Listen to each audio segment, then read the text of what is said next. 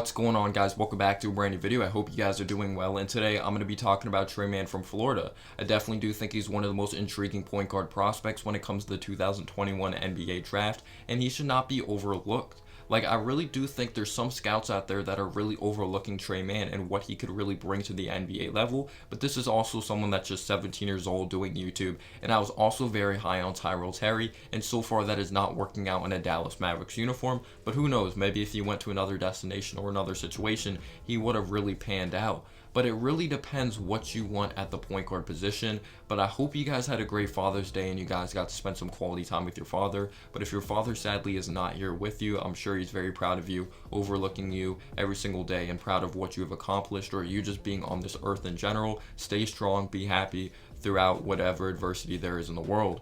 But yes, it really does depend what you want at the point guard position. Do you want more of the traditional pass first type of point guard that makes everyone around him better? Or do you want a dog that's not afraid to get his, but he could also get others involved, and you want someone that could take over the game? And the New York Knicks are not in the position right now to really go after a type of point guard that's more based on fit. Don't get me wrong, fit is a big deal when it comes to culture and personnel, but you also need someone that has the talent and could take over a basketball game and could really get his and consistently put pressure on the defense. So I really do understand both sides of the coin. People that want someone that's more of a distributor of the basketball, but are the Knicks in the position to just get someone for fit?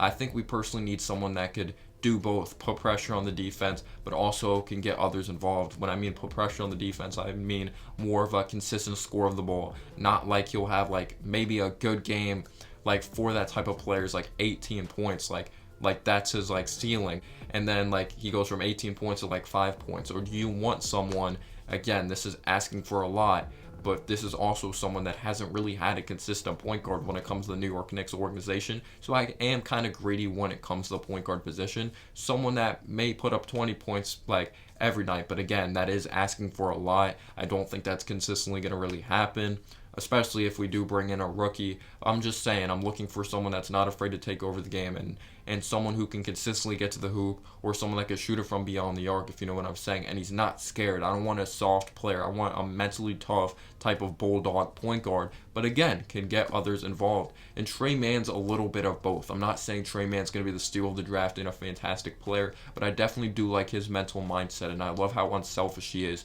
but he's not afraid to get his as well. This is someone who made a huge leap from his freshman year to his sophomore year of college at Florida. Someone who really balled out in the tournament, put up 30 points up against Tennessee. They had a great defensive player over there of Keon Johnson, who's projected to be a lottery pick in the 2021 NBA draft as well. But when you really do take a look at a player here of Tre Mann, we're going to start off on the offensive side of things, because that's definitely what he's capable of bringing, scoring the basketball specifically. He is someone that's really shifty. He's definitely one of the shiftiest point guards in the 2021 NBA draft. He has a nice step back in his arsenal, a nice in and out. He has so many combo crosses. He really likes to use pound dribbles. He is fearless when it comes to handling the ball. He loves pressure on him. His ability to create separation is amazing. If you're looking for a point guard that can go get his off the dribble or shoot anywhere out there on the basketball court off the dribble, Tre Mann is definitely your guy. But there definitely is concerns when it comes to not really having that quick first burst or quick first step of really getting to the cup. But he really is great at seeing angles, dissecting defenses with his eyes, and finding that open lane to the hoop. And I definitely do think things are going to open up more when it comes to the spacing of the NBA. But that definitely is a concern, not having the quickest of burst or quick first step in the world. But he definitely does have good body control, and you definitely would like to see him finish stronger at the basket. He's more of a finesse type of player around the basket.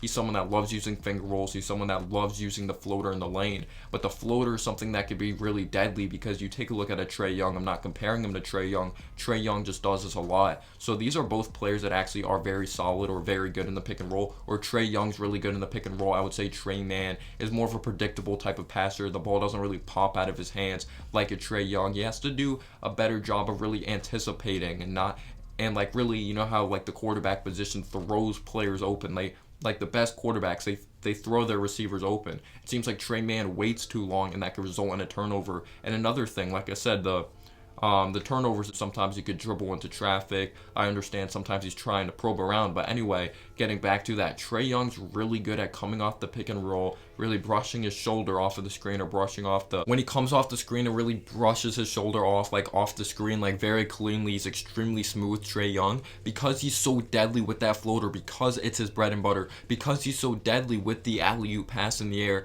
to Clint Capella. You don't know what he's going to do. It's literally pick your poison, and it's kind of similar with Tre Mann. He's more of a lighter version of coming off the pick and roll. He's not as deadly as a Trae Young, but that's definitely an element he could bring to the New York Knicks with the Mitchell Robinson. But he has NBA range. He can shoot anywhere out there on the basketball court. He's really a polished offensive player. He doesn't need elite athleticism because he's such a smart player, and he knows how to get to his spots. But I really love that he's good at getting the defense to collapse. I love how he could dribble penetrate, he could dish it down low, or he can kick it outside on the perimeter. Like, he makes the basic reads, and I think that's only going to get better with NBA coaching, in my opinion.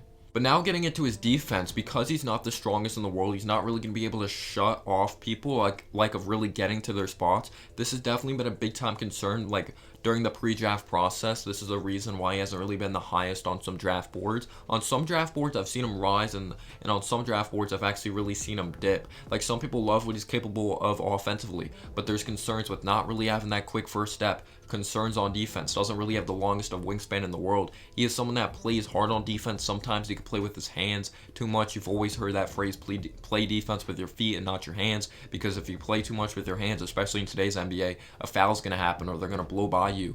Like, you know, you reach, I teach, you know, that whole phrase out there, like in those commercials. Sucker. You reach, I teach. Lesson just started.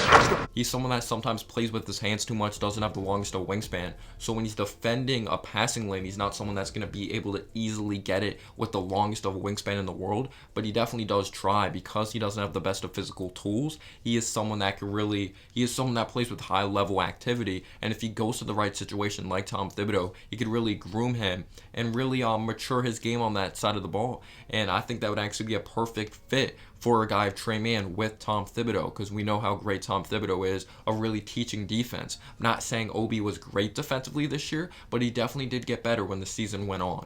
But I really like him. He has a great handle. He is someone that's really worked on his handle throughout all the years. He was like a good athlete in high school, but again, like almost everyone's a great athlete at the college level. So now he just looks like a solid athlete. But is he someone that could dunk in transition? Yes, like 110%.